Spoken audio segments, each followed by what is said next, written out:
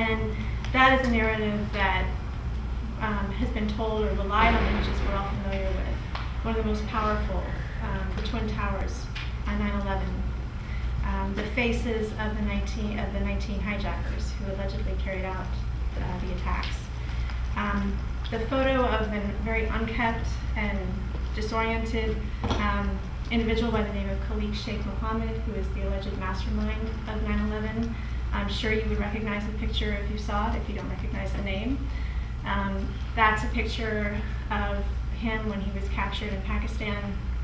And that had, when he was captured, and that was in 2003, at that time, the only images we really had of Guantánamo were the 19 hijackers with their, their mugshots, essentially.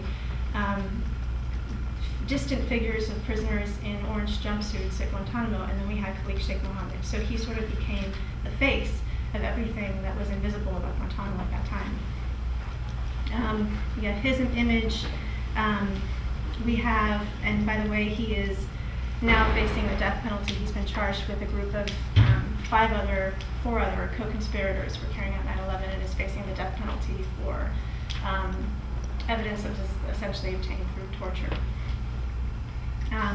Those images, and then there's that stock footage, the grainy stock footage of the nameless, sort of invisible Arab fighters who were in some random, unknown field in Afghanistan or training camp that is shown again and again. Where are they? Who are they? But that again is shown in connection with 9/11 and all those other images.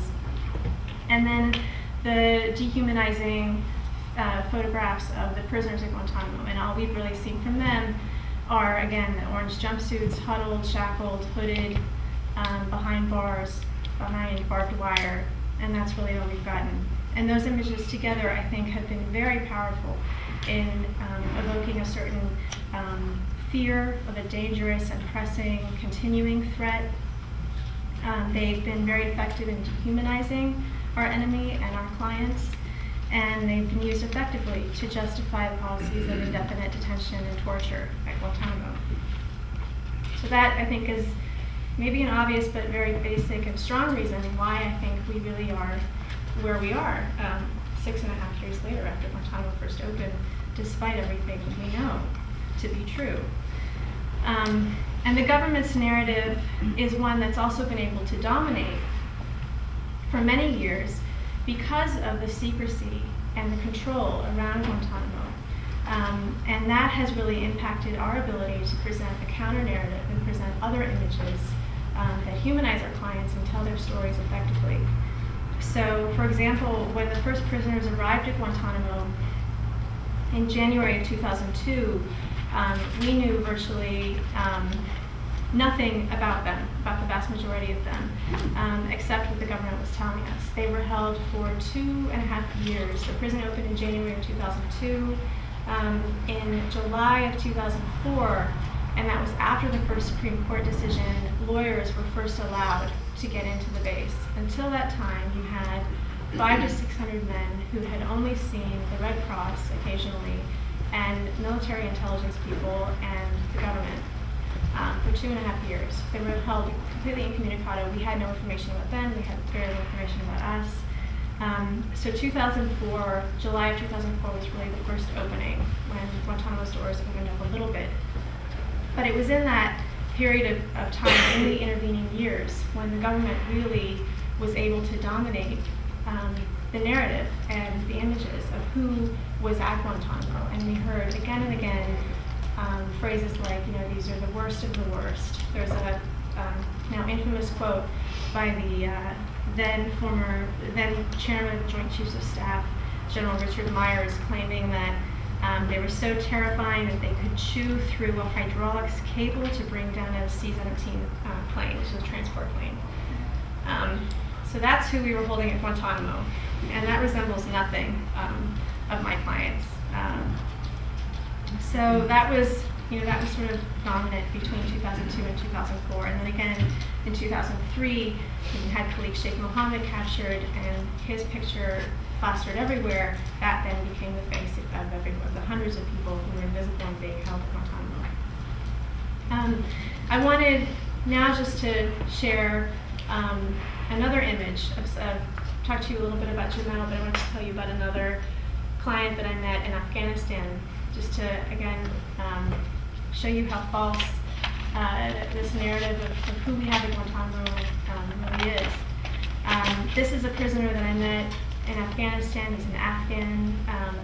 His path or his story is that he was studying economics and about to get an advanced degree in the town of Herat in Afghanistan.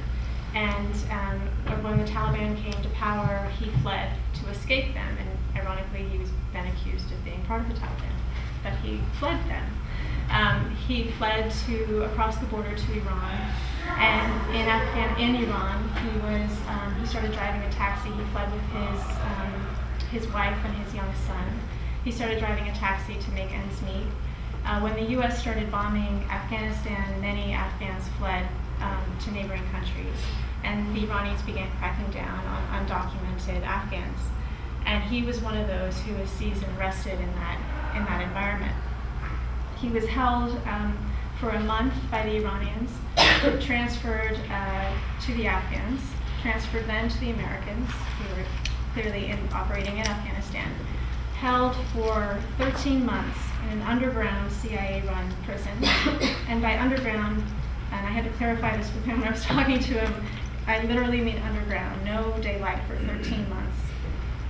From there, he was transferred to Bagram, Afghanistan, which is another U.S. air base, the main U.S. air base in Afghanistan, was another detention facility, held there for a month, and then transferred to Guantánamo, where he was held for 5 years. During that time, he told me that the military told him repeatedly, you know, you're here by mistake, you'll be going home soon, and he was there for 5 years. He also was never charged. In December of 2007, he was finally put on a plane, thought he was going home to his wife and son, boarded the plane, and instead was transported directly to another prison in Afghanistan. And this, I think, is maybe the new front, not maybe, it is the new front, on how the decisions granting the right to habeas in Guantánamo are now creating these other prisons further away in other countries, farther away from scrutiny, where the U.S. has a relationship to the prison but isn't directly in control. So there's an ostensible sense of national sovereignty and control over the prison, but the U.S. has a very clear hand in what's happening there.